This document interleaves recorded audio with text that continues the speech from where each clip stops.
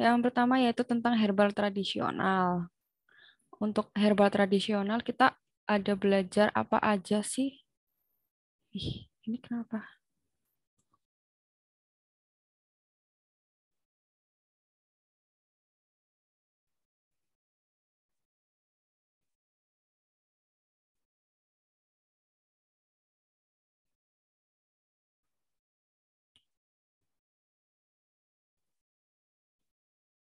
Hmm. Yang pertama yaitu dari obat tradisional itu sendiri ya. Ini kan tentang pengertiannya.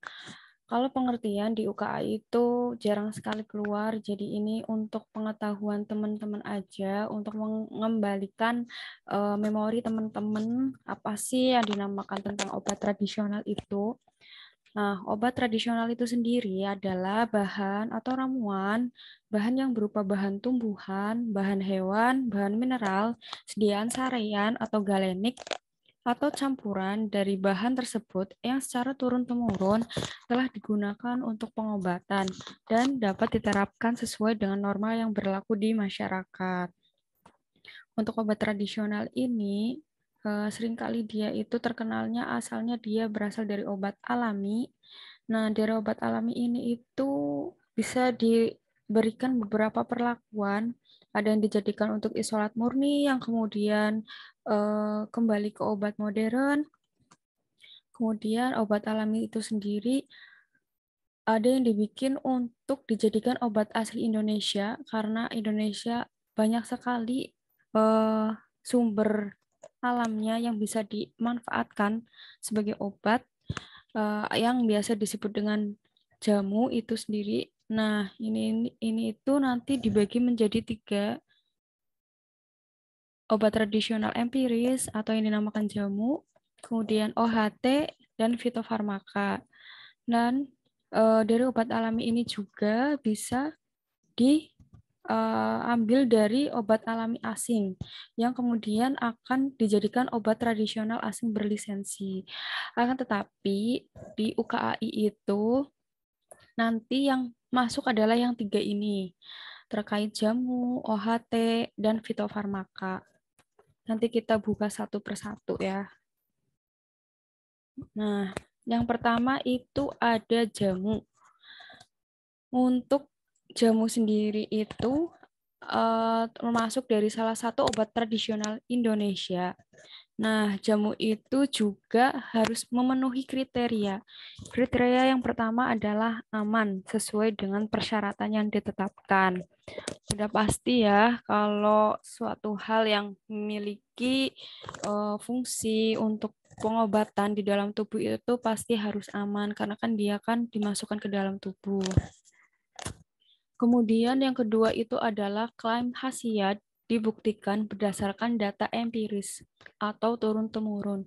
Jadi kalau jamu ini itu biasanya kebanyakan sudah lazim dipakai di masyarakat gitu. Nah, yang ketiga itu memenuhi persyaratan mutu yang berlaku. Untuk jenis klaim penggunaan jamu sendiri harus diawali dengan kata secara tradisional digunakan untuk mengurangi batuk, misal seperti itu. Atau digunakan untuk masuk angin gitu. Atau sesuai dengan pendaftaran atau sesuai dengan yang disetujui pada waktu didaftarkan. Nah, selain harus ada kriterianya dari si jamu, jamu sendiri itu juga memiliki logo. Nah, logo jamu ini teman-teman sudah bisa lihat, yaitu ada ranting daun yang terletak di dalam lingkaran. Nah, untuk tata letaknya sendiri di dalam kemasan, ini di samping sudah ada contohnya, yaitu dia terletak di sebelah kiri dari wadah atau pembungkus atau brosur. Dan ranting daunnya dicetak dalam lingkaran dengan warna hijau di atas warna putih atau warna lain yang mencolok kontras dengan warna logo sehingga logo si jamunya itu kelihatan. Kemudian untuk tulisan jamunya itu harus jelas, mudah dibaca, dicetak dengan warna hitam di atas dasar warna putih atau warna lain yang mencolok kontras dengan tulisan jamu. Ini ya, jadi ini tulisan jamunya terlihat ya, jadi kita bisa tahu apa yang kita beli itu termasuk jamu, OHT, atau fitofarmaka. Nah, untuk jamu sendiri ini, yang paling sering ditekankan adalah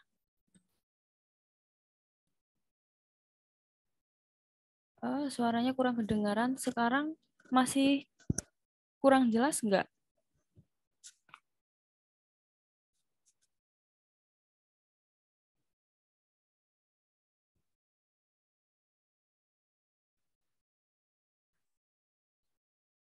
Halo, teman-teman. Apa suaranya masih kurang jelas? Sudah, Kak. Sudah. Oke, kalau kurang jelas atau terlalu cepat dalam menyampaikan, bisa bilang aja ya.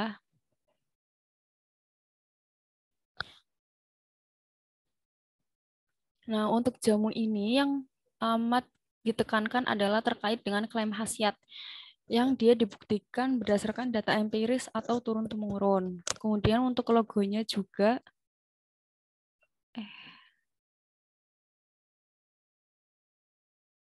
kemudian untuk logonya sendiri juga yaitu ranting daun terletak dalam lingkaran. Ini yang lumayan sering ditanyakan yaitu terkait logo. Nah, untuk selanjutnya yaitu obat herbal terstandar. Kita buka ya tentang pengertian obat herbal terstandar itu apa. Jadi OHT adalah sediaan obat bahan alam yang telah dibuktikan keamanan dan khasiatnya secara ilmiah dengan uji praklinik. Bahan baku juga telah distandarisasi. Nah, dari pengertian ini sebenarnya kita sudah bisa memasukkan ya kalau ada kriteria dari si OHT yang membedakan dari jamu, yaitu terkait dengan khasiatnya yang secara ilmiah sudah dibuktikan dengan uji praklinik. Nah, kemudian untuk kriteria lain itu yang kriteria apa aja sih? Nah, untuk kriteria lainnya itu sama dengan jamu, yaitu sudah pasti harus aman sesuai dengan persyaratan yang ditetapkan. Kemudian telah dilakukan standarisasi terhadap bahan baku yang digunakan dalam produk jadi, lalu memenuhi persyaratan mutu yang berlaku. Nah, untuk klaim khasiatnya, untuk syarat yang ini, klaim khasiat itu adalah dibuktikan secara ilmiah atau praklinik. Nah, ini yang membedakan dari jamu. Kalau jamu kan dia sudah terbukti secara empiris atau turun-temurun, kalau ini sudah dibuktikan dengan uji praklinik. Untuk klaim dari OHT sendiri itu biasanya dimulai dengan kata-kata membantu mengurangi atau meningkatkan atau membantu meredakan atau membantu meringankan gejalanya apa. Misal batuk pilek kayak gitu. Nah, untuk OHT sendiri dia juga ada suaranya ada kok suaranya. Apa yang lain masih nggak dengar suara saya? Dengar, Kak. Dengar.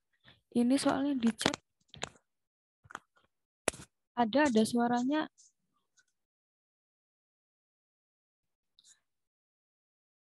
Gimana nih yang di chat? Udah aman? Udah kedengeran kah suaranya atau masih belum kedengaran? Si Reger sama Fitri.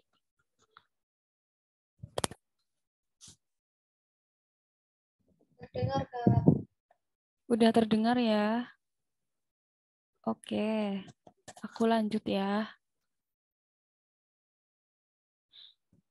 Nah, kemudian untuk OHT dia juga ada logonya. Logo dari OHT sendiri adalah jari-jari daun 3 pasang nih, 1, 2, 3. Dia terletak dalam lingkaran dicetak dalam warna hijau di atas warna dasar putih atau warna lain yang mencolok, dan ditempatkan pada bagian atas sebelah kiri wadah atau pembungkus atau brosur. Nah, untuk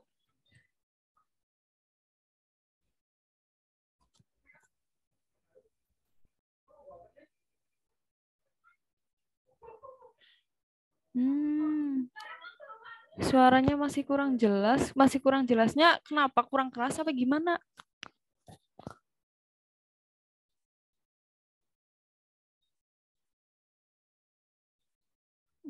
Di saya jelas, Kak. Oke, coba kalau yang kurang jelas coba pakai headset coba.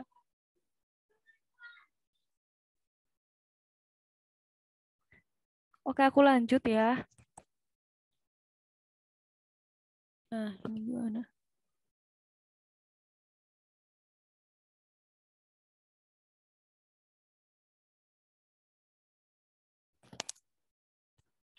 Kurang keras, padahal aku sama loh.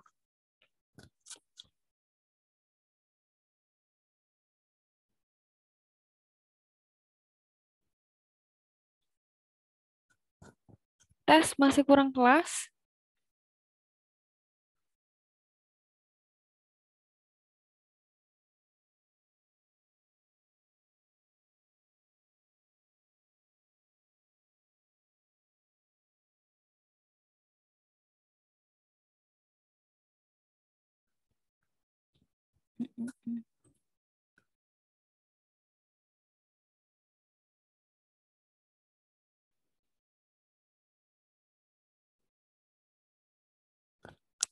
Oke, coba masuk ulang ya.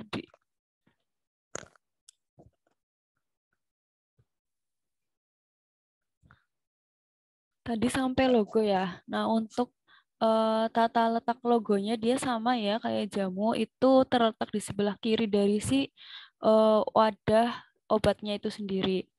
Dan juga harus dicantumkan tulisan obat herbal terstandar dicetak dalam warna hitam di atas dasar warna putih atau warna lain yang mencolok kontras dengan tulisan OHT. Kenapa dicetak tulisan OHT-nya sendiri dan tulisan jamu? Karena lagi-lagi untuk membedakan ya teman-teman. Nah, kemudian untuk yang selanjutnya yaitu fitofarmaka. Dari pengertiannya, fitofarmaka itu adalah sediaan obat bahan alam yang telah dibuktikan keamanan dan khasiatnya secara ilmiah dengan uji praklinik dan uji klinik. Bahan baku dan produk jadinya telah distandarisasi.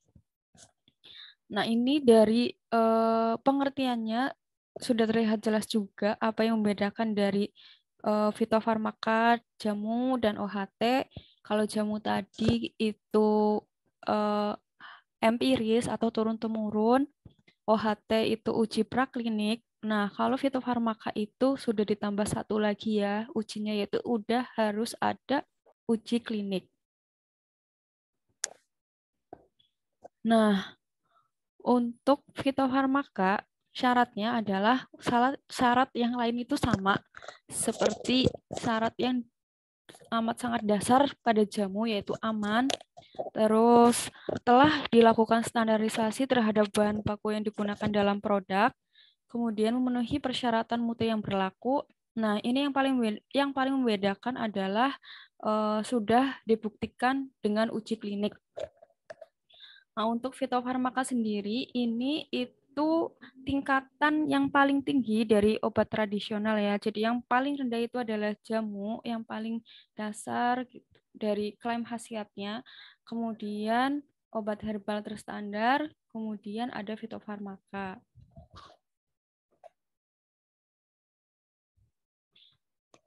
Untuk logo dari fitofarmaka adalah jari-jari daun yang kemudian membentuk bintang.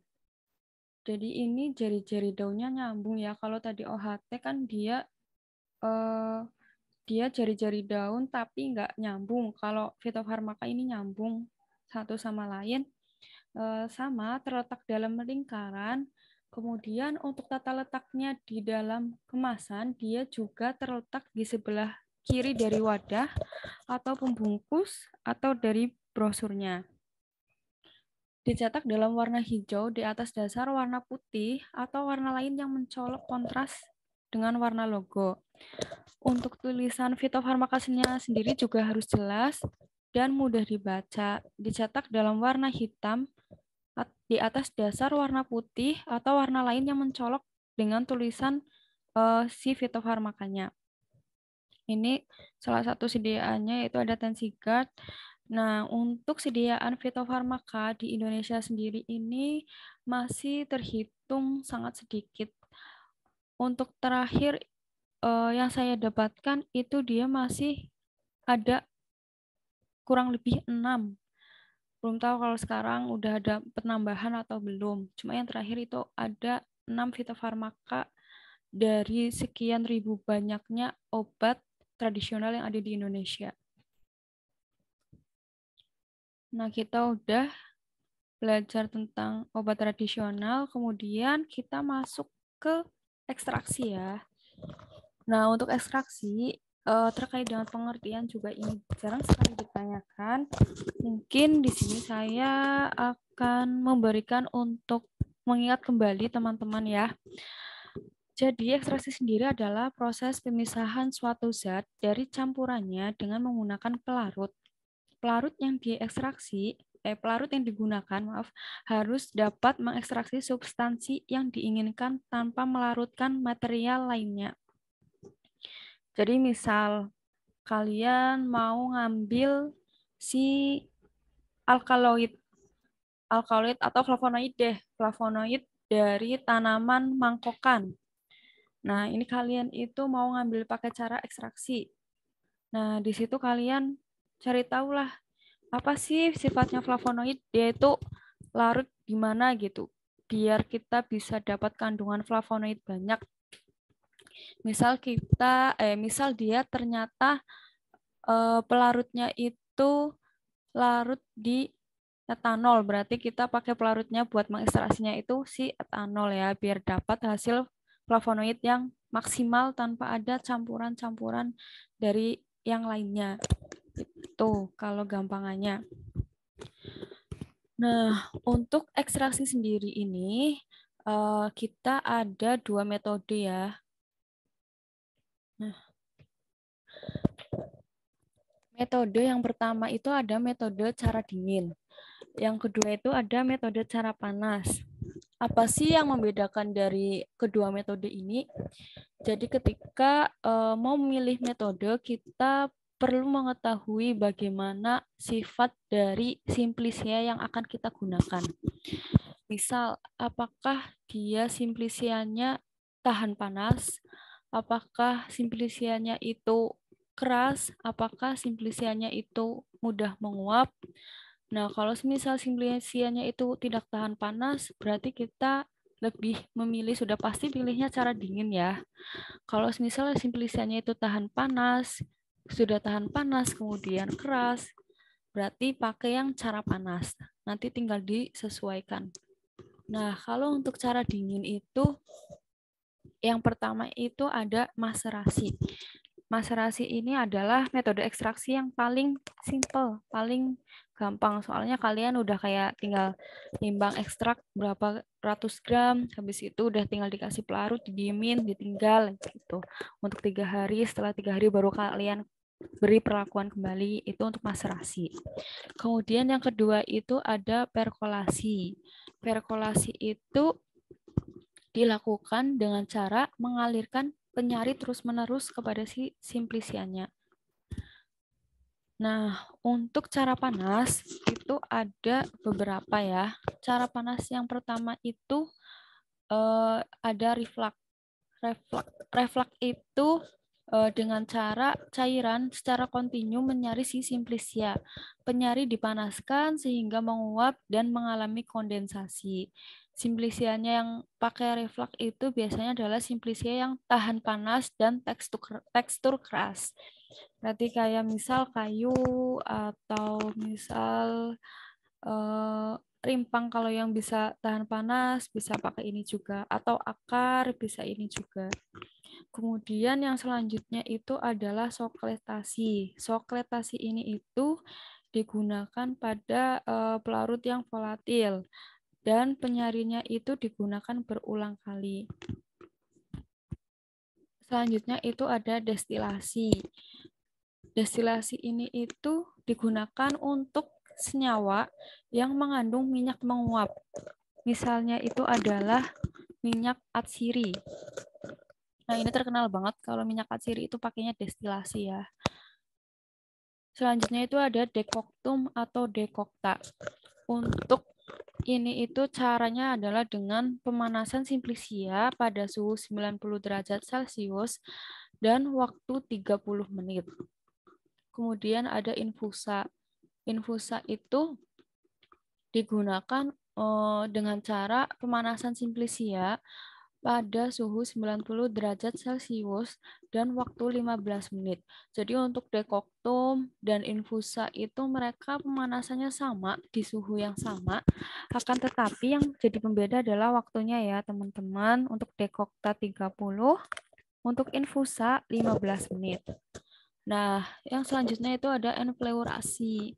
Enfleurasi itu ekstraksi campuran lemak hewani dan nabati yang padat untuk menangkap minyak atsiri pada suhu kamar.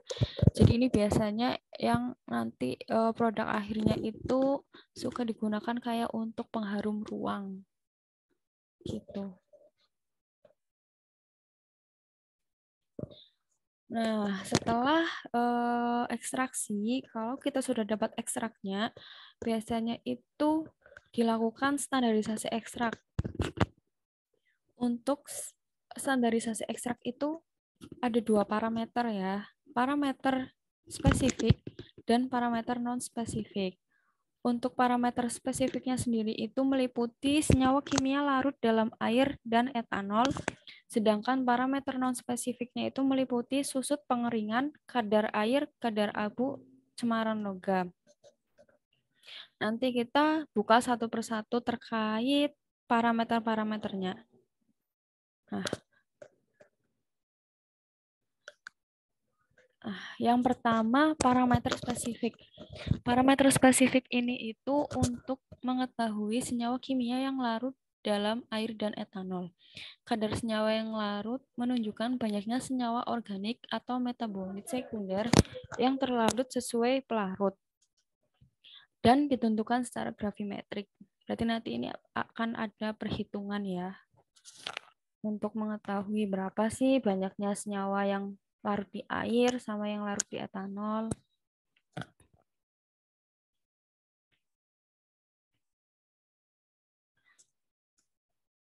Itu untuk parameter spesifik. Kemudian untuk parameter non spesifik, yang pertama itu ada susut pengeringan. Susut pengeringan ini adalah mengukur sisa zat setelah pengeringan pada temperatur 105 derajat Celcius selama 30 menit atau sampai berat konstan yang dinyatakan dalam nilai persen. Persyaratan yang ditetapkan yaitu di bawah 10%. Nah, untuk susut pengeringan ini kan selama 30 menit atau sampai berat konstan. Biasanya ini dilakukan percobaan paling enggak itu 3 kali. Atau kalau 3 kali belum dapat 2 berat konstan, berarti kalian harus ngulang kayak mungkin 4 atau 5 kalian sampai ada 2 yang menghasilkan berat konstan. Nah, untuk susut pengiringan ini itu caranya kita ngambil simplisia berapa. Misal ada 10 mg ditimbang, kemudian dimasukkan ke dalam oven lalu dipanaskan di suhu 105 selama 30 menit. Nah, setelah dipanaskan kalian timbang datu simplisianya ada susutnya berapa gitu. Nah, kemudian untuk persyaratan yang ditetapkan yaitu di bawah 10%. Kita bisa tahu hasilnya di bawah 10% itu ketika kita menghitungnya itu dengan cara bobot simplisia ketika sudah dipanaskan atau bobot simplisia yang mengalami penyusutan per bobot simplisia awal dikali 100. Nah, dari situ kita bisa tahu dia mengalami susut sebanyak berapa persen. Nah, selanjutnya itu ada kadar air. Untuk kadar air ini itu digunakan untuk mengukur kandungan air yang berada dalam ekstrak dengan tujuan memberikan batasan minimal atau rentang besarnya kandungan air dalam suatu ekstrak. Kenapa sih kadar air harus dikasih batas di ekstrak? Karena itu untuk mencegah adanya pertumbuhan dari bakteri. Nah, bentar ya, maaf ya sebentar. Saya ini dulu.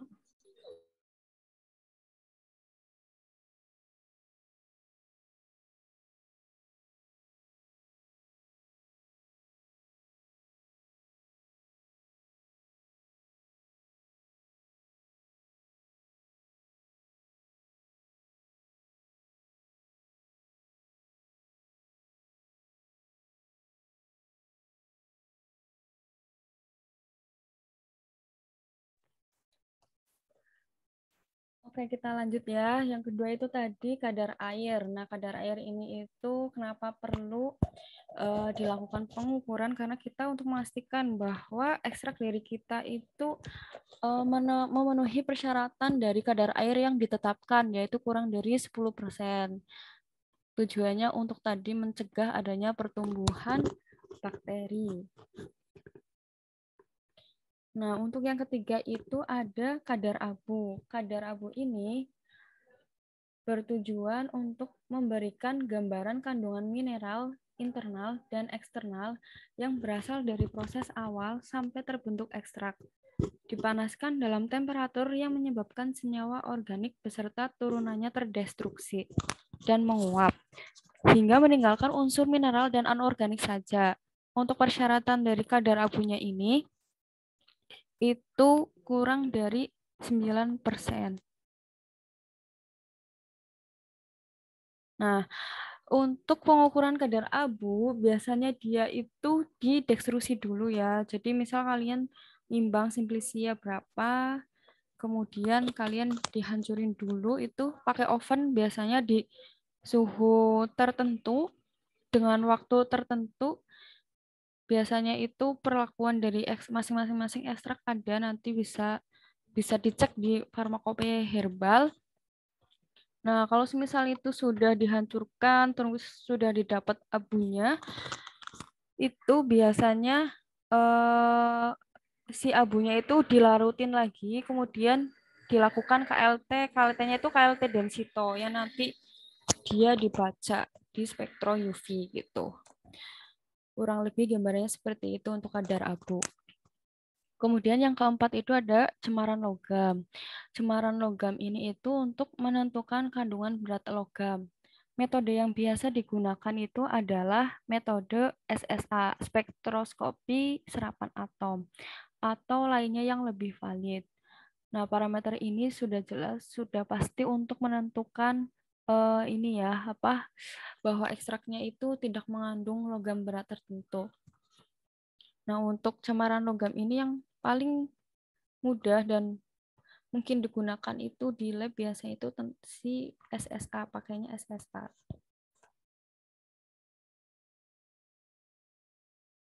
Nah, kalau ekstrak sudah dilakukan parameter, kemudian biasanya ada dilakukan uji, yaitu terkait uji kualitatif ekstrak. Uji kualitatif ekstrak ini itu untuk mengetahui ada atau tidaknya senyawa dari golongan misal alkaloid, atau triterpen, atau flavonoid, atau tanin, minyak atsiri, atau saponin. Nah, untuk alkaloid sendiri, dia itu ada 4 reagen yang biasa digunakan untuk mengecek ada atau tidaknya. Reagen yang pertama yaitu ada reagen Mayer. Reagen Mayer itu nanti hasilnya adalah endapan putih. Kemudian ada reagen Wagner. Reagen Wagner itu hasilnya endapan coklat.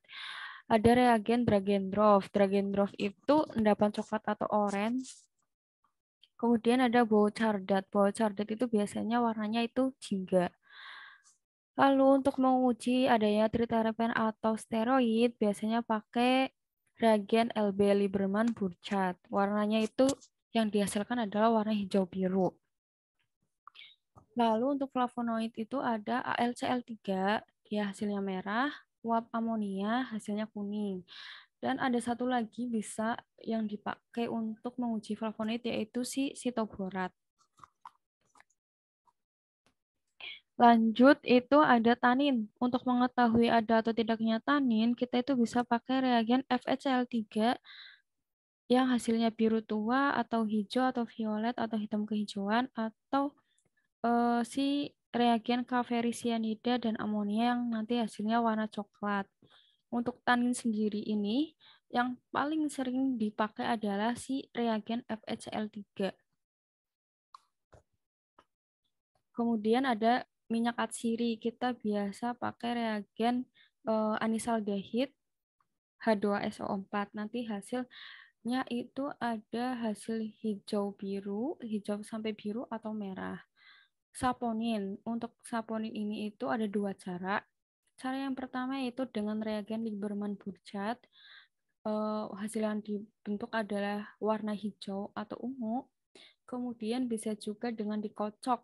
Dikocok kalau dia menghasilkan busa itu bisa diidentifikasi kalau dia mengandung saponin.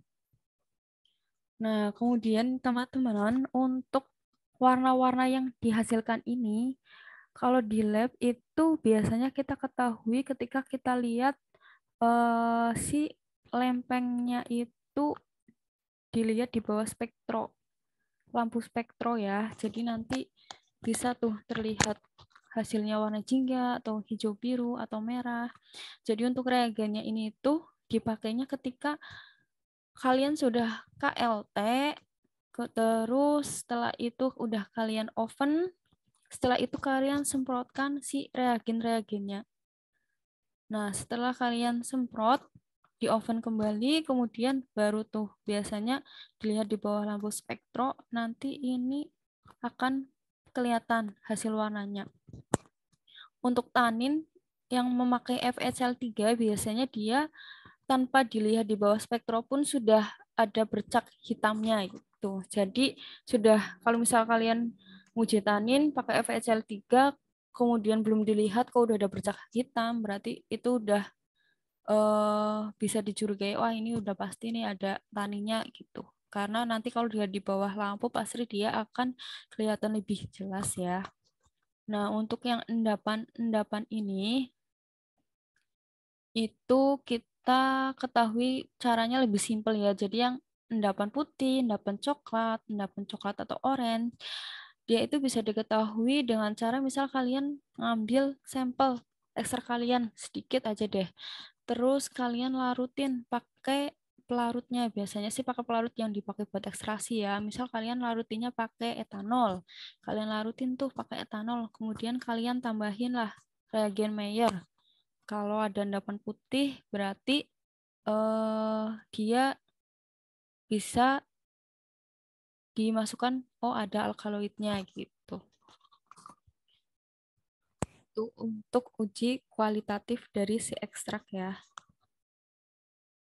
Nah, selanjutnya ketika sudah uji kualitatif, biasanya ekstrak juga dilakukan dengan uji kuantitatif. Uji kuantitatif ini itu berkaitan dengan perhitungan rendemen dari si ekstrak. Perhitungan rendemen ekstrak itu dihitung dengan cara berat ekstrak yang dihasilkan dibagi berat awal atau berat biomasa sel yang digunakan kemudian dikalikan 100%. Ya, gampangnya bobot ekstrak yang kalian dapat per bobot simbisia yang kalian gunakan lalu dikali 100. Dapatlah rendemen.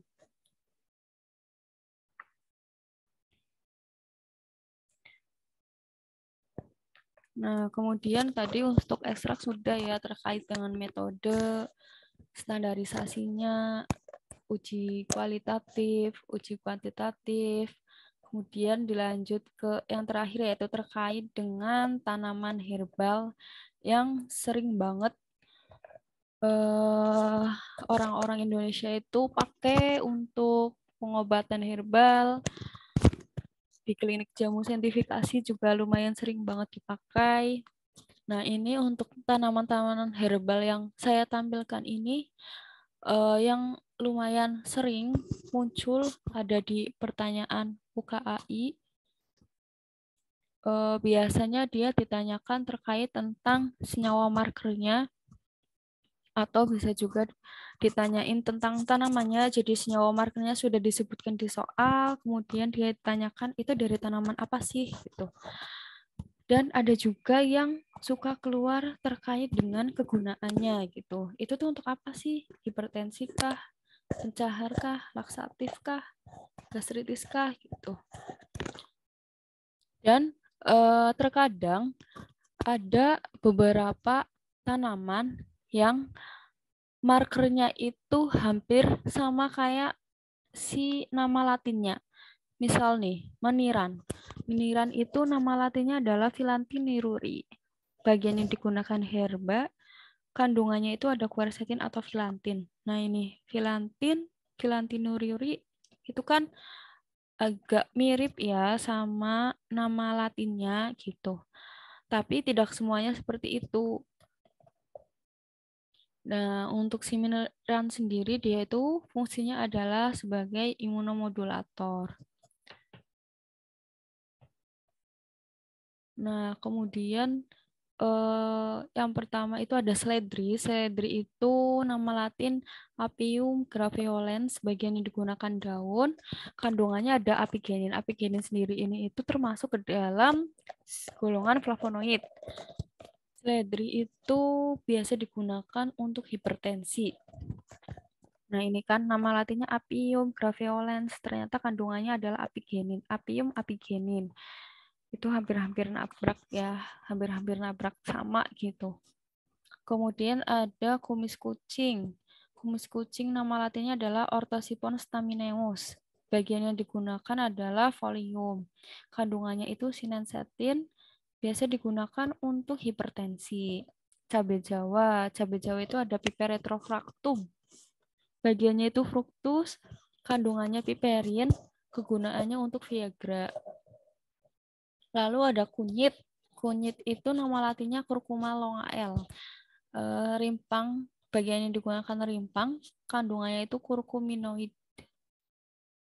Kemudian kegunaannya untuk hepatoprotektif. Lalu ada jeruk-jeruk, nama latinnya Citrus sinensis. Bagian yang digunakan adalah fruktus, kandungan citrus bioflavonoid. Kegunaan itu adalah hemoroid. Nah, untuk jambu biji, dia nama latinnya adalah Psidium guajava ya. Bagian yang digunakan adalah folium, kandungannya quercetin. Kegunaannya khasiatnya itu untuk menambah trombosit atau diare. Ini terkenal banget ya kalau untuk diare di masyarakat kita. Lalu ada lidah buaya. Lidah buaya itu nama latinnya adalah aloe vera. Bagian yang digunakan itu folium. Kandungannya adalah aloin A. Kegunaan untuk pencahar. Kemudian ada lada hitam. Lada hitam itu Piper nigrum. Bagian yang digunakan adalah fruktus. Kandungannya itu ada si piperin. Piperin sendiri itu termasuk ke dalam golongan alkaloid.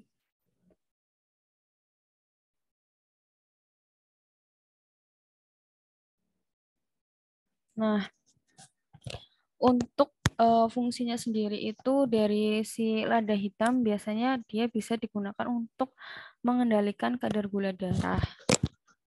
Lalu ada temulawak. Temulawak dengan nama latin Curcuma santoriza. Rimpangnya itu bagian yang digunakan rimpang. Kandungannya itu adalah santorizol. Santorizol ini termasuk ke terpenoid. Khasiatnya untuk anoreksia. Lalu ada kayu manis. Kayu manis dengan nama latin Cinnamomum verum. Bagian yang digunakan adalah kulit. Kandungannya itu ada sinaldehid. Sinaldehid ini tuh lebih masuk ke dalam golongan minyak katsiri ya. Jadi kegunaannya lebih untuk ke wewangi-wangian biasanya. Lalu ada manggis, manggis dengan nama Latin Garcinia mangostana. Bagian yang digunakan adalah kulit, kandungannya adalah mangostin atau santin. Ini balik lagi, mangostin, mangostana, hampir mirip. Manggis, mangostin, mangostana. Nah, biasa digunakan untuk kanker.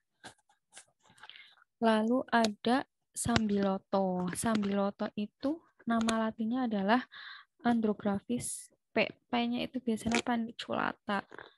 Bagian yang biasa digunakan itu adalah daun. Kandungannya itu adalah tanin. Kalau ada tanin itu biasanya terkenalnya bisa untuk ada yang untuk diare juga, ada juga untuk diet, tapi biasanya lebih cenderung untuk diet. Kemudian untuk tanaman berikutnya itu ada tanaman pegagan. Nama latinnya itu ada Cantella asiatica. Dengan bagian yang biasa digunakan adalah herba, kandungannya adalah Asiaticosida. Ini ya, asiatica, asiaticosida, khasiatnya itu untuk gastritis atau penyakit lambung ya, teman-teman. Nah, itu untuk tanaman herbal ya mungkin kadang bisa ditanyain markernya, kadang kegunaannya untuk apa, kadang juga ditanyain markernya udah keluar ditanyain itu dari tanaman mana. Nah, ini yang saya kasih itu yang lumayan sering muncul di ujian-ujian ya. Nah, kayaknya udah selesai sih materinya. Oke, ya.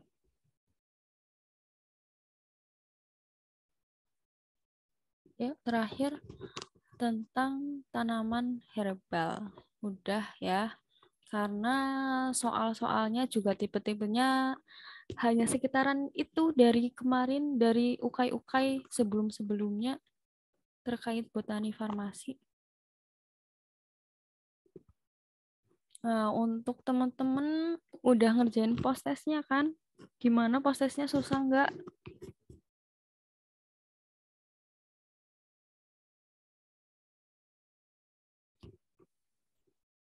Baru pretest, Kak. Oh iya, maaf, maksud saya pretest. Sorry.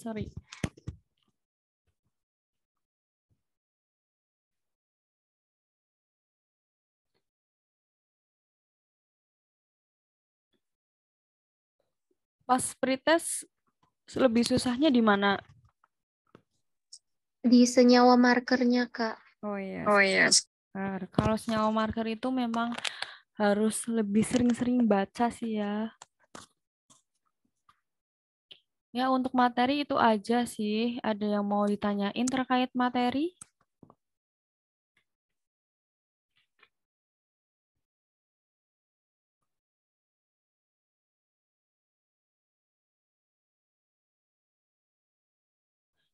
Kayak di soal pretest itu ada soal tentang analisis ya. Kalau itu nanti kita bahas lebih detailnya sewaktu kita ada di materi analisis ya.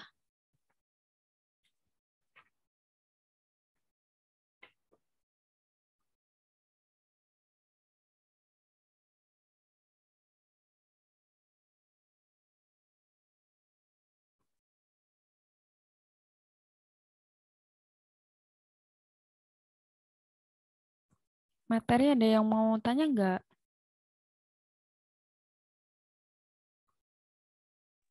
Jelas, Kak.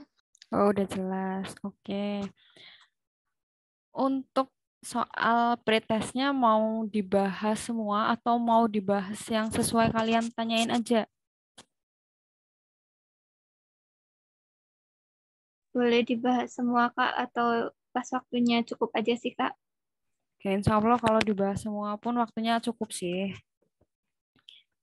Kita bahas ya. Ntar.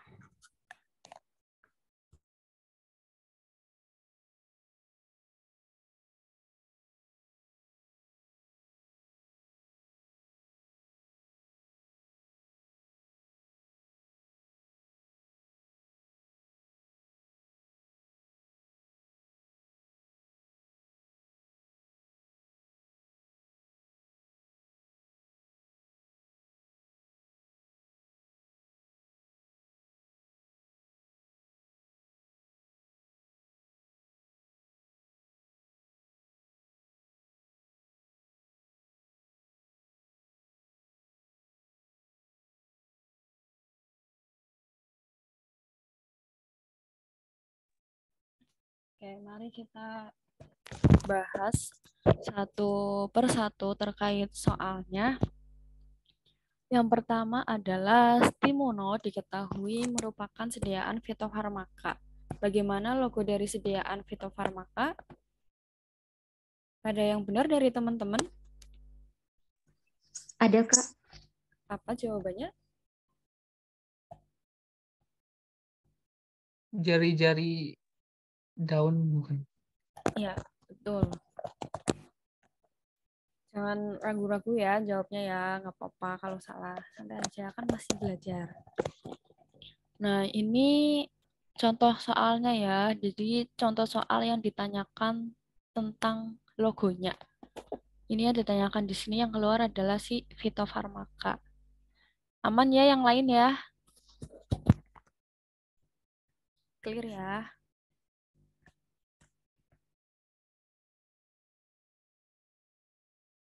Kita lanjut ke soal berikutnya. Seorang apoteker hendak melakukan ekstraksi terhadap kayu bajakah. Metode yang tepat untuk digunakan adalah, nah ini dia, kuncinya adalah kayu bajakah. Kira-kira yang tergambar di kalian sifat dari simplisianya itu yang paling menonjol apa? Keras, Kak. Ya, betul, keras ya. Kalau keras berarti kemungkinannya adalah pakai apa? Ya, betul, pakai metodenya reflux. Jadi kalau ada soal terkait tentang metode ekstraksi yang tepat, yang akan dipilih itu apa, lagi-lagi kalian harus memahami terkait sifat si simplisianya ya. Apakah simplisianya tahan panas? Apakah simplisianya volatil? Apakah simplisianya keras? Kemudian bisa juga dari tujuan dari pengambilan simplisianya, misal yang mau diambil minyak atsirinya atau bukan gitu.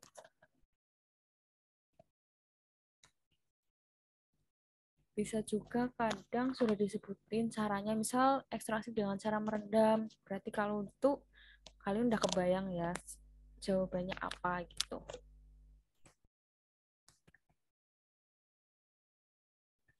Lanjut, bagian R&D suatu IEBA ingin membuat ekstrak meniran. Simplisia yang digunakan sebanyak 300 gram yang kemudian dilakukan maserasi menggunakan etanol 96% sebanyak 1 liter selama 3 hari. Dihasilkan ekstrak kental sebanyak 90 gram. Berapa persen hasil rendeman ekstrak yang didapat? Ada yang betul jawabannya? Betul, Kak. Ya, yang betul jawabannya berapa? 30%, Kak. 30%, Kak. Ya, Dibagi 30%. terus Sip. kali Gimana caranya? 90 gram dibagi 300 gram dikali 100. Ya, oke. Yang lain udah pada tahu ya? Aman ya? Jadi untuk perhitungan rendemen itu, kayak yang tadi saya sampaikan, ekstrak yang kalian dapat berapa, ini ya, ini berarti ekstrak yang kita dapat ya, 90 gram, per bobot simplisia yang kita gunakan. Di sini ada 300 gram, dikali dengan 1 liter. Dan jangan lupa kalau semisal di sini satuannya belum sama, misal yang 1 gram, yang 1 miligram, kalian samain juga ya. Itu begitu ya. Untuk perhitungan rendemen, ada yang ditanyakan? Oke, belum ada sih sepertinya.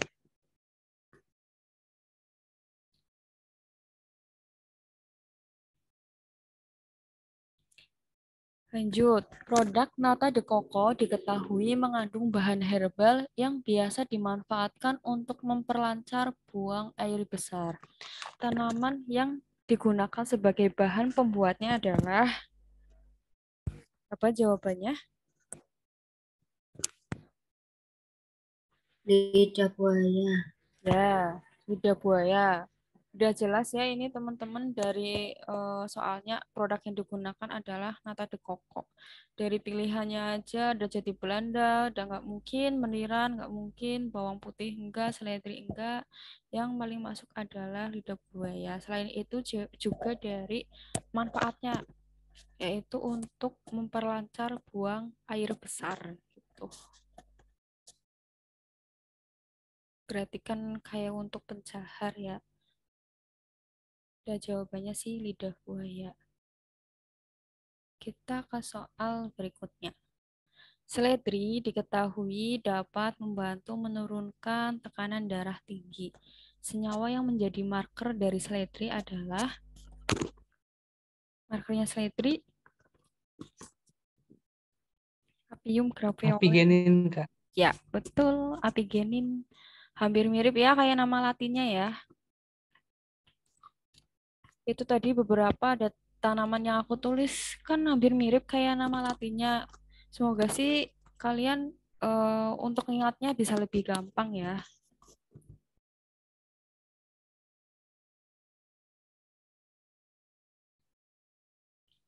Nah, lanjut. Suatu sediaan hendak menaikkan lisensinya dari OHT menjadi fitofarmaka.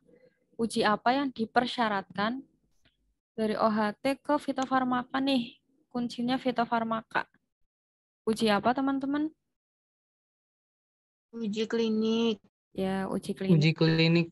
Ya, oke, betul. Kalau jamu gimana? Klaim khasiatnya gimana? Secara empiris ya Kak, kalau untuk Cara jamu. Ya, empiris, Kak. ya betul kalau Ya jamu betul kalau secara jamu empiris. secara empiris. Kalau OHT tadi apa? Uji praklinik. Ya, OHT uji praklinik. Kalau fitofarmaka uji klinik ya. Jadi yang lumayan sering itu dari jamu, OHT, fitofarmaka itu tadi yang klaim khasiatnya, yang paling perbedaan yang paling menonjol. Karena yang lainnya itu hampir sama sih kayak aman, harus standarisasi, memenuhi persyaratan. Nah, yang paling menonjol itu tadi kalau jamu turun-menurun, empiris, OHT praklinik, kalau fitofarmaka uji klinik. Dan biasanya pertanyaannya sekitar itu, tentang itu atau enggak tentang logo sih. Kita lanjut ke soal berikutnya. Bapak A melihat iklan di TV yang berbunyi ekstrak kulit manggis banyak sekali manfaatnya. Marker dari manggis adalah apa markernya? Ada yang betul? Mangostin, Kak. Ya, mangostin. Dari namanya ya, Garcinia mangostana. Marker mangostin.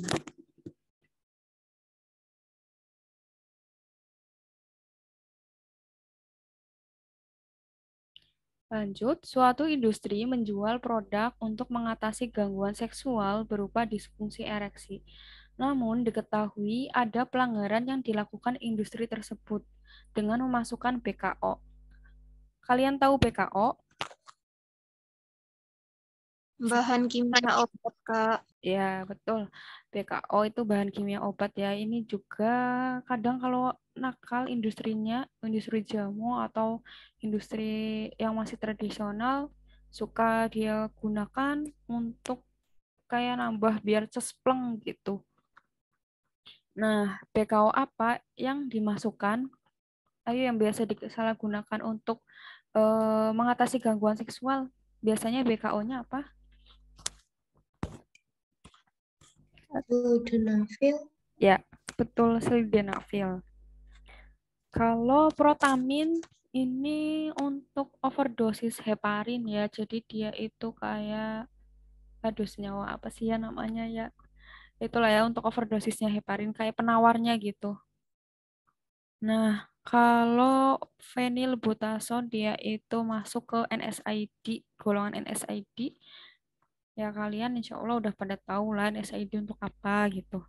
Nah, kalau terazosin pembesaran prostat, sildenafil itu tadi biasa digunakan untuk gangguan seksual. Terus kalau sibutramine HCl, nah ini juga lumayan sering digunakan, sering disalahgunakan ya untuk penghambat nafsu makan. Biasanya untuk misal kayak suplemen-suplemen yang untuk diet, yang dari herbal, biasanya biar efeknya makin mantap. Ada yang nakal ditambahin sibutramin. Ada yang seperti itu.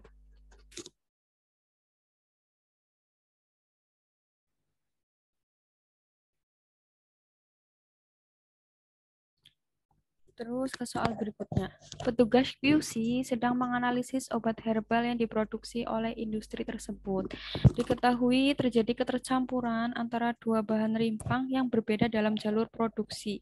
Produk-produk yang diketahui tercampur tersebut harus diletakkan di ruang Reject.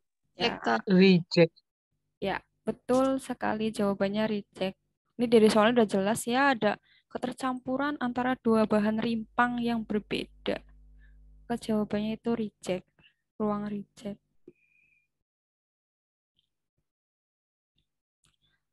Lanjut, seorang apoteker sedang melakukan pengujian ekstrak yang dihidrolisis menggunakan KLT. Metode yang digunakan adalah ECC. ECC metode apa teman-teman? Ada yang ingat kah?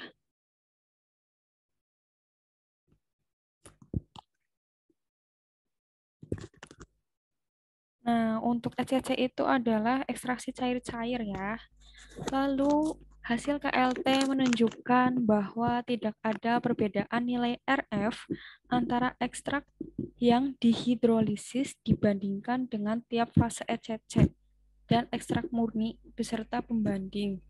Kesimpulan yang dapat diambil adalah kuncinya itu tidak ada perbedaan nilai RF. Berarti menurut kalian itu hidrolisisnya gimana kalau tidak ada perbedaan? Gagal atau berhasil? Gagal. Mahal, Kak.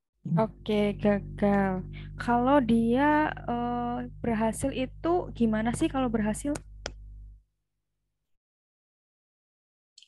Sepertinya bercaknya akan lebih dari satu dan tempatnya beda-beda. Ya, betul. Bercaknya lebih dari satu, tempat beda-beda, terus bercaknya bisa tipis, lebih tipis dari sebelumnya. Itu kalau berhasil kayak gitu ya. Terus kira-kira ini kenapa hidrolisisnya gagal? Kira-kira yang menjadi penyebabnya itu apa? Ada yang tahu?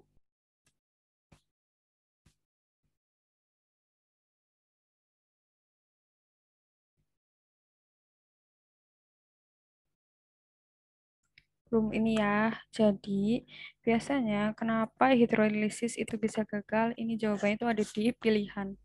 Bisa karena ekstraknya sudah rusak, mungkin agak kecampur apa, nggak sengaja gitu. Terus bisa juga karena ekstraksinya kurang lama. Misal seharusnya 2 hari, ternyata kalian cuma sehari gitu. Atau konsentrasi sampelnya kurang pekat. Misal harusnya kalian pada saat ekstraksi pakainya 100 gram, cuma pakainya 50. Nah, itu faktor-faktor yang mempengaruhi kenapa sih hidrolisisnya bisa gagal. Gitu ya, teman-teman. Nah, lanjut. Tanaman Cathanthus roseus diketahui mengandung senyawa yang dapat dimanfaatkan sebagai anti kanker. Senyawa apakah itu? Kuncinya anti kanker. Ini di tradisional terkenal 2 senyawa yang untuk anti kanker. Ada yang tahu nggak? Vincristin. Ya, vincristin. Yang satu, ada yang tahu? Vinblastin. Ya, betul, vincristin, vinblastin. Itu biasanya masuknya alkaloid vinca ya, ada yang dinamain itu. Lalu untuk selanjutnya, seorang apoteker yang bekerja di laboratorium BPOM akan menguji zat yang terkandung dalam susu kedelai menggunakan penangkap bercak sitoborat. Apakah zat yang sedang diuji tersebut? Ini sitoborat lagi nguji apa nih teman-teman?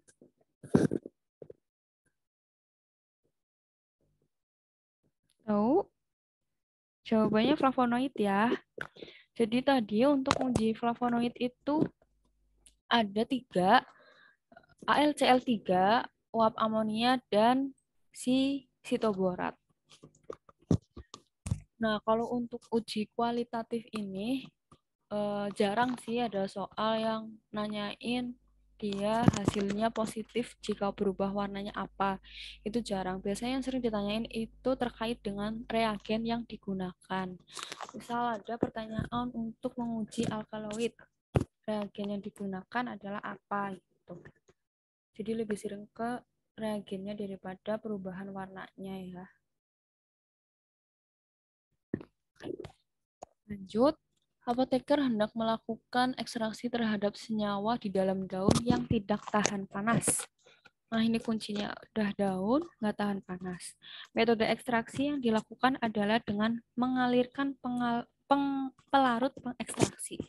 Metode tersebut adalah, kuncinya berarti ada daun nggak tahan panas, pakai caranya adalah ekstraksi, mengalirkan pelarut pengekstraksi. Jawabannya apa nih, teman-teman? Perkolasi ya, Kak. Ya, betul, perkolasi. Itu di situ udah jelas banget ya, otomatis karena maserasi dia itu caranya perendaman, sedangkan di soal adalah mengalirkan pelarut, berarti maserasi langsung kita eliminasi dari pilihan ya. Untuk dekok infus, terus sokletasi, dia kan cara panas ya, benar cara panas. Jadi otomatis kita eliminasi juga. Nah, jawabannya adalah perkolasi.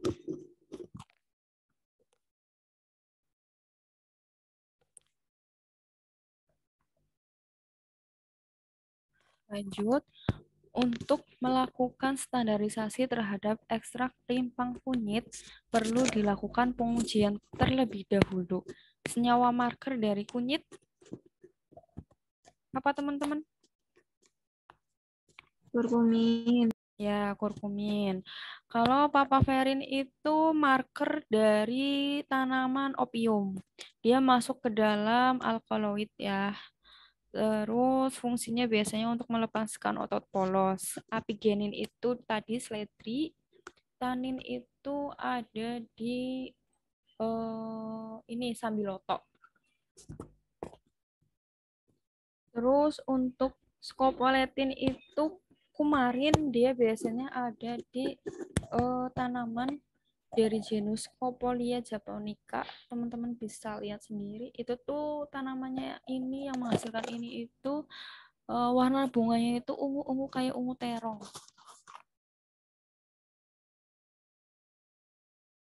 Oke, lanjut. Seorang apoteker ingin mengidentifikasi senyawa metabolit sekunder dari Cinnabar officinale. Metabolit sekunder yang diidentifikasi dalam pembentukannya melibatkan unit C5 atau isopren. Apakah metabolit sekunder yang dimaksud? Terpenoid. Ya, terpenoid, benar. Nah, untuk alkaloid ada yang tahu strukturnya nggak? Ciri-cirinya kayak apa? Belum tahu ya. Jadi kalau alkaloid dia itu untuk strukturnya itu ciri-cirinya biasanya mengandung unsur nitrogen baik satu atau lebih. Jadi kalau misal kalian dikasih struktur tentang golongan senyawa dari tanaman tertentu nih, terus ternyata dilihat ada unsur nitrogennya, nah bisa jadi itu masuk si alkaloid. Kalau lignin ini itu jarang keluar ya terkait struktur karena dia itu strukturnya agak lumayan rigid. Rigid itu kaku, rumit gitu. Jadi biasanya dia itu terbentuk dari polimer-polimer. Polimernya itu nggak cuma satu dimensi, bahkan dia dari 3 dimensi. Nah, kalau kumarin itu unit-unit C6. Terus kalau flavonoid itu biasanya C6 juga, C6, C3, C6 gitu untuk flavonoid.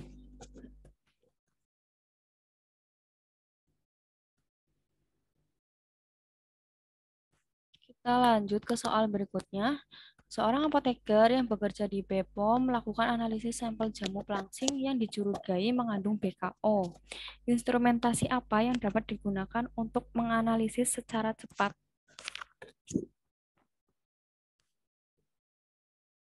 Nah, kalau ini dari pilihannya, secara cepat ya, itu jawabannya KLT. Karena yang lain preparasinya ini agak lumayan, setelah preparasi perlakuannya juga lumayan, habis itu perhitungannya juga agak panjang. Nah, untuk paling simpel secara cepat itu KLT buat kayak nandain ada enggaknya sih dia ngandung BKO gitu. Kalau misal ada dan mau dihitung kadarnya baru dilanjut bisa ke densito atau UV-Vis. Kita lanjut ya. Apoteker hendak melakukan ekstraksi dengan metode pemanasan pada suhu 90 derajat Celcius dengan durasi 30 menit. Metodenya dinamakan apa nih teman-teman? Suhu 90, durasi 30. Dekoktum, Kak. Ya, oke, dekoktum. Teman-teman jangan bingung ya kalau misal nanti di pilihan itu adanya dekokta karena duanya itu sama, dekoktum atau dekokta. Kalau yang 15 menit tadi apa? Waktunya 15 menit. Infus. Ya, oke, betul, infus. Kita lanjut ke materi berikutnya. QC, sebuah industri hendak melakukan uji pada ekstrak suatu bahan untuk mengetahui kandungan bahan anorganiknya. Uji yang dilakukan adalah Kadar total. ya, Kadar abu total. ya, jawabannya kadar abu total ya. Jadi ini masuk ke dalam standarisasi ekstrak ya, yang tadi.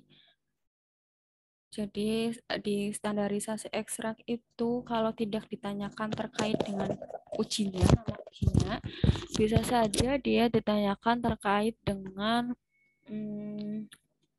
persyaratannya. Jadi kayak misal tadi kadar air berapa sih persyaratannya gitu.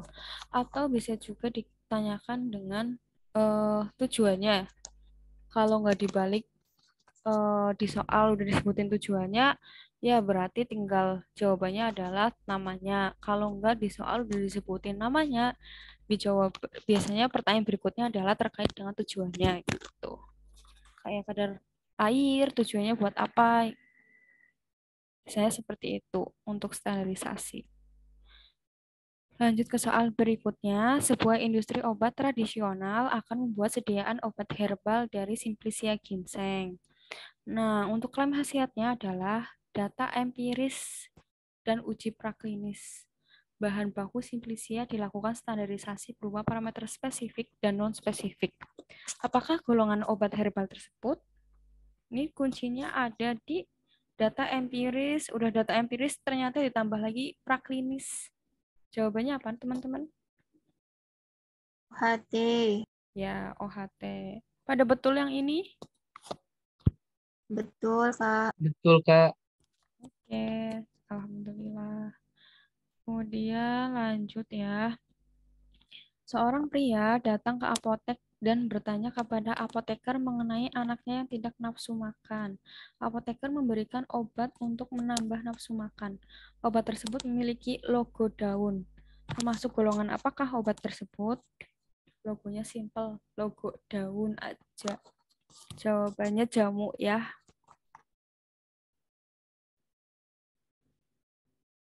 Kita lanjut ke soal berikutnya. Bagian QC melakukan uji identifikasi bahan baku ekstrak tanaman dengan menggunakan KLT dan senyawa kurkumin sebagai pembanding. Pembandingnya kurkumin ya. Nah, untuk kurkumin ini dihasilkan RF adalah 0,4. RF itu retention factor. Pada pengujian sampel didapat 5 bercak, yaitu jarak elusi bercak P, Q, R, S, dan T berturut-turut adalah 4, 6,5, 7,2, 14,7, dan 16. apabila jarak elusi fase gerak adalah 18, ini jarak elusi fase gerak, bercak manakah yang merupakan senyawa kurkumin? Atau bercak manakah yang mengandung senyawa kurkumin? Ini jawabannya ada yang betul? Yang R. Ya, yang R 7,2. Yang betul caranya gimana?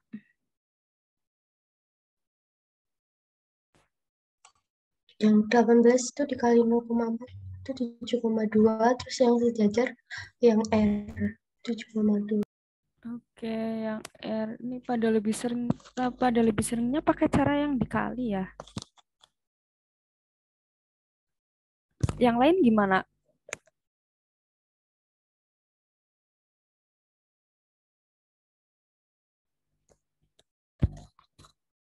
Salah, Kak. Kenapa? Tahu. Salah, Kak. Lupa. Perlu dikulas kah?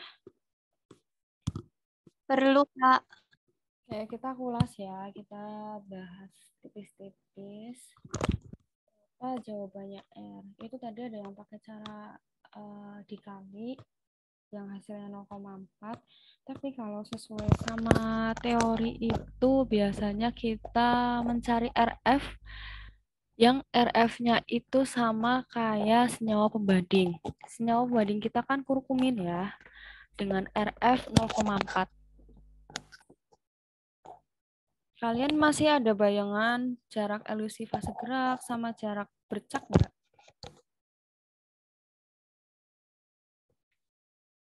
Oke, jadi kalau semisal fase gerak, jarak elusi fase gerak itu jarak dari bawah ke atas full, ke atas yang garis ini ya. Kalian kan biasanya kalau KLT kan pasti dikasih batas atas sama batas bawah ya. Nah, jarak elusi fase gerak itu dari batas bawah ke batas atas. Itu yang dinamakan jarak elusi fase gerak. Kalau di sini itu yang ini, yang panjang.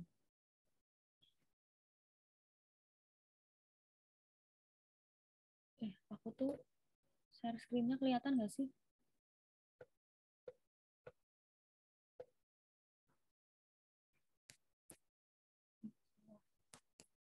Nah, ini ya. Jadi untuk jarak fase gerak itu yang ini, yang dari batas bawah sampai batas atas. Nih, itu jarak elusi fase gerak. Kemudian yang dinamakan jarak elusi bercak sampel itu biasanya dari batas bawah sampai atas, tapi atasnya nggak full. Jadi tergantung kalian sampelnya itu elusinya itu sampai berapa gitu.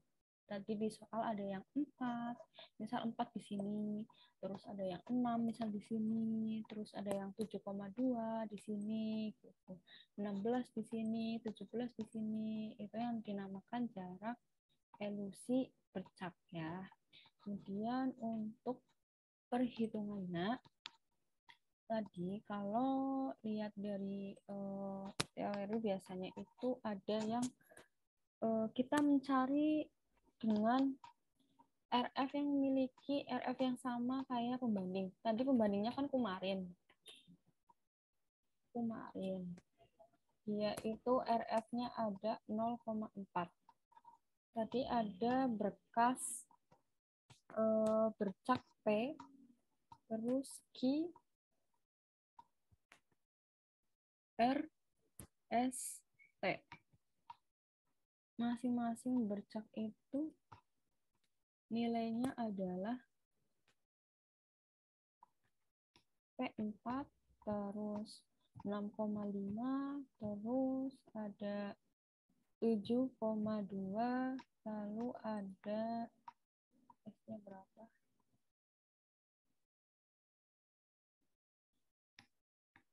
S-nya 14,7, T-nya itu 16 ya.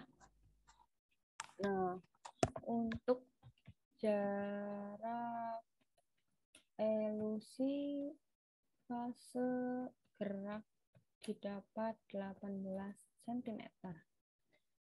Nah, untuk menghitung RF itu caranya adalah dengan jarak bercak dibagi dengan jarak elusi fase gerak. Kita carilah satu-satu dari yang P. P itu jarak bercaknya itu 4 ini ya. Sama dengan 4 dibagi 18. Kalian hitunglah di situ. Terus 6,5 dibagi 18. Terus 7,2 dibagi 18. 14,7 dibagi 18. Lalu ada 16 dibagi dengan 18. Nah, dari cara perhitungan ini hasilnya yang 0,4 itu yang R ya. Semoga teman-teman udah ngitung semua. Berarti yang mengandung senyawa kurkumin itu yang R karena dia RF-nya itu sama kayak si RF pembanding. Kan kalau kita ke LT pasti ini ya, antara pembanding dengan sampel kita pasti ikut di KLT kan ya. Jadi pasti kalau R sama pembanding kita nih berarti bisa dibayangin kalau bercaknya mereka itu sama gitu letaknya. Itu untuk soal yang ini.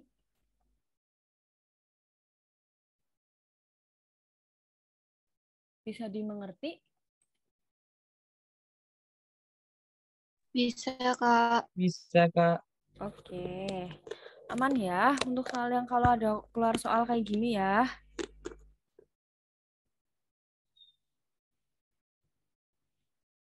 Kita lanjut ke soal berikutnya. Seorang anak gemar bermain game dan sedang memeriksakan matanya ke dokter mata. Dokter mata menjelaskan bahwa sebaiknya anak tersebut rajin mengkonsumsi wortel. Senyawa apa yang dapat dijadikan marker untuk identifikasi wortel? Wortel, markernya apa nih? Terkenal sih ini. Jawabannya yang beta karoten ya. Ya, beta karoten. Kalau alisin itu biasanya ada marker di bawang putih. Alisin, alien.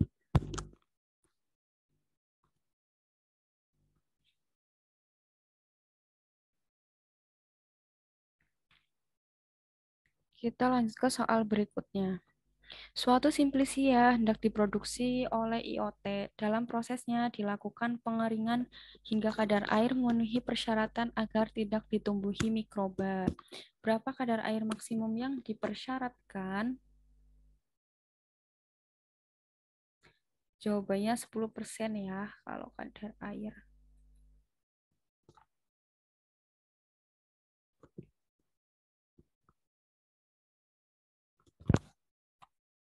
Seorang wanita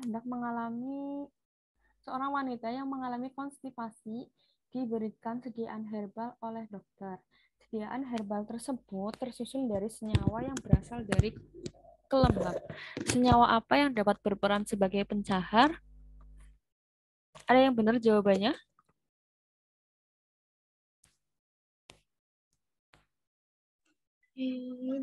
Rein. Iya, jawab betul. Jawabannya rein. Ada yang tahu nama latinnya dari kelembab?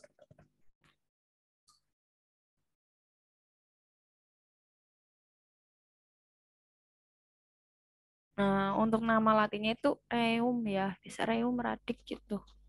Jadi hampir sama nih. Rein, reum gitu. Lanjut soal berikutnya. Sediaan herbal memiliki khasiat yang teruji berdasarkan pengalaman empiris secara tradisional dan turun-temurun. Jenis sediaan obat tradisional tersebut adalah, ini sering banget ya, jamu nih kuncinya udah empiris, turun-temurun. Masuk ke jamu.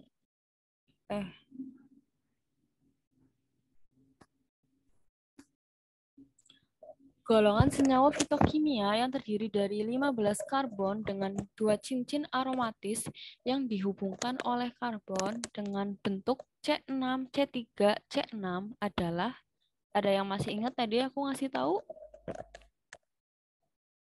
Flavonoid. Ya, flavonoid. Oke, jawabannya flavonoid ya. Kalau tanin tadi beda lagi. Kalau tanin itu masuknya ke flavonoid sih, udah sendiri. Nah, lanjut, senyawa dari herbal hendak diekstraksi dengan metode panas. Nih, metode panas. Berarti kalian udah harus terpikir ada berapa metode sih kalau panas. Namun ingin digunakan metode yang tidak usah mengganti pelarut pengekstraksi terus-menerus.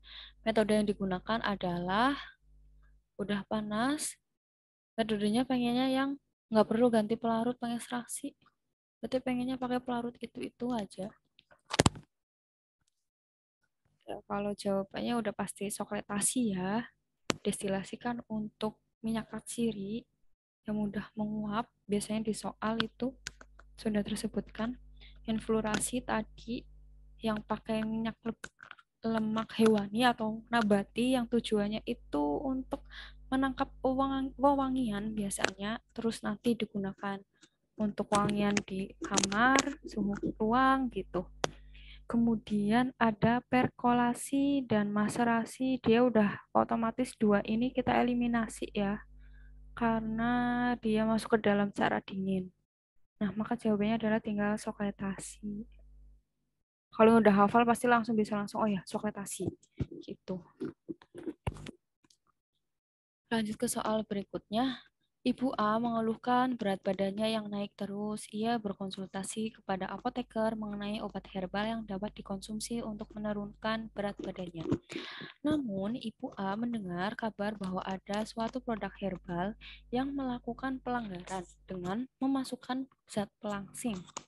BKO apa yang dimaksud dari soal untuk pelangsing? Ada yang ingat? Sibutramine. Ya, Hese. sibutramine. Tuh. Tadi ini pilihannya sama kayak tadi ya. Tadi udah aku jelasin. Ini buat apa, buat apa, buat apa gitu. Sebuah industri obat tradisional akan melakukan analisis kualitatif terhadap simplicia batang tanaman X yang diduga mengandung alkaloid. Reaksi apa yang dapat digunakan? Alkaloid ada 4. Meyer, Wagner, Dragendorf ya. Di sini yang ada adalah Dragendorf, maka jawabannya adalah Dragendorf. Yang lain dieliminasi. Yang lain itu kayak untuk saponin, flavonoid, minyak katsiri. Ini vanilin bisa juga untuk minyak katsiri.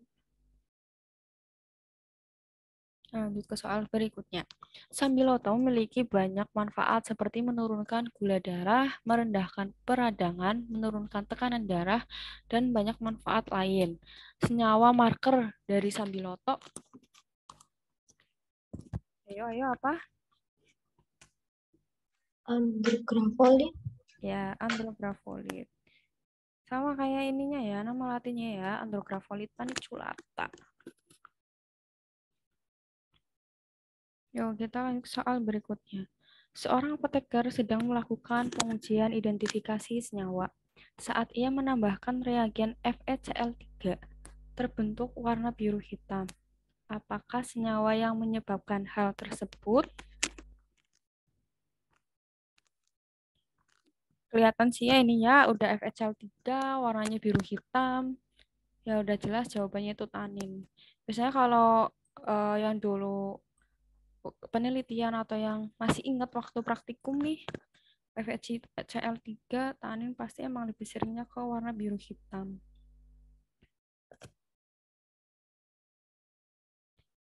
Lanjut ke soal berikutnya. Industri obat tradisional sedang mengembangkan kapsul ekstrak meniran yang hendak dimasukkan ke dalam golongan OHT. Uji yang harus dilakukan adalah, ini kuncinya mau dimasukin ke OHT. Berarti paling enggak udah ada uji apa? Klinik. Ya, praklinik ya jawabannya. Nah, kemudian suatu minyak atsiri hendak diekstraksi dari ruahannya. Diketahui bahwa sifat dari minyak atsiri adalah volatil. Metode ekstraksi yang dapat digunakan adalah apa nih teman-teman? Destilasi. Ya, destilasi. Jadi udah ini banget ya, melekat. Minyak atsiri, volatil, destilasi.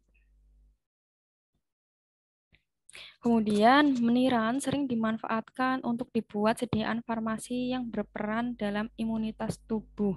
Senyawa yang terkandung di dalamnya adalah meniran, ayo apa? Filantin. Ya, filantin. Untuk nama latinnya apa? Phyllanthus niruri. Uri. Ya, betul, Phyllanthus niruri. Ini hampir sama juga ya, karena kayak nama latinnya. Nih, seorang apoteker R&D di suatu industri farmasi ingin melakukan ekstraksi wangi-wangian dari bunga melati. Metode ekstraksi yang dapat digunakan adalah wangi-wangian nih dari bunga melati. Kira-kira apa yang dipakai metodenya? Enfleurasi, Kak. Enfleurasi. Ya, betul, enfleurasi. Berarti bisa ya membedakan antara destilasi sama enfleurasi ya. Karena itu keduanya hampir-hampir suka mengecoh. Kita lanjut ke soal berikutnya. Senyawa fenolik yang memiliki astringen dan biasa dimanfaatkan sebagai anti diare adalah ini terkenal banget. Tanin. Ya, tanin. Jadi salah satu senyawa fenolik yang sering banget dimanfaatkan untuk anti diare itu tanin ya.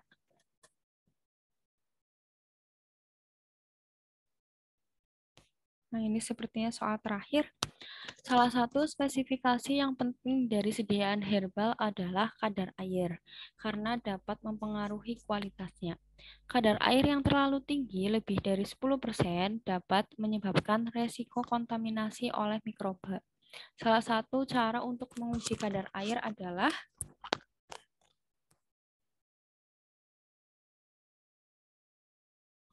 ada yang tahu?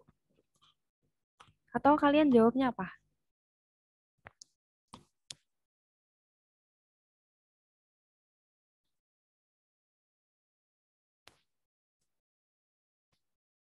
Ini jawaban yang untuk menguji kadar air itu adalah titrasi Carl Fisher ya. Ini nanti dibahas lebih dalam di analisis. Jadi untuk titrasi asam basa ini udah terlihat dari namanya aja asam basa, pasti biasanya untuk mengetahui kadar si asam atau kadar si basanya. Tinggal ini biasanya dibagi dua, ada alkalimetri sama asidimetri. Kalau alkali berarti untuk basanya, asidi untuk asamnya. Nah, titrasi argentometri itu titrasi untuk mengetahui kadar si perak sama senyawa-senyawa halida. Nah, untuk titrasi bebas air ini, karena namanya aja sudah bebas air, berarti kita penggantian pelarut selain air. Biasanya digunakan yang dipilih adalah pelarut organik. Untuk Carl Fisher itu tadi, untuk menguji kadar air dalam suatu sediaan, alkalimetri itu tadi termasuk dari salah satu contoh dari titrasi asam basa.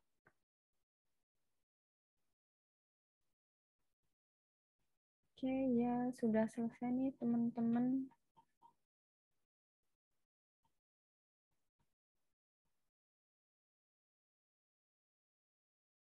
Ada yang mau ditanyakan? Karena udah selesai materi, pembahasan juga udah.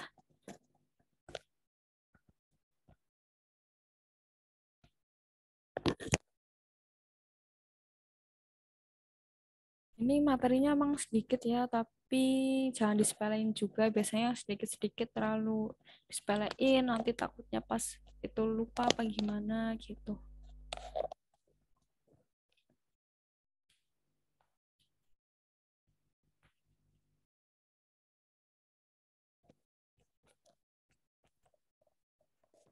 Gimana? Ada yang ditanyain atau enggak?